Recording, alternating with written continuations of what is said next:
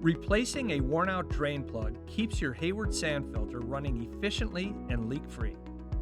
In this tutorial, we'll show you how to replace the drain plug quickly and easily.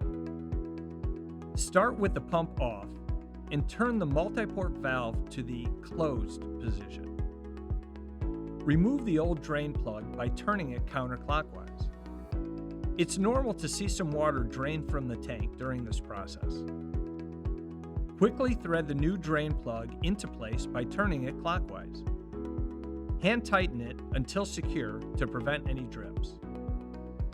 Finally, turn the valve back to the filter position. And that's it. Your Hayward sand filter's drain plug is replaced and your filtration system is ready to keep your pool water clear. If you found this helpful, be sure to check out our other pool maintenance videos from The Great Escape. See you next time.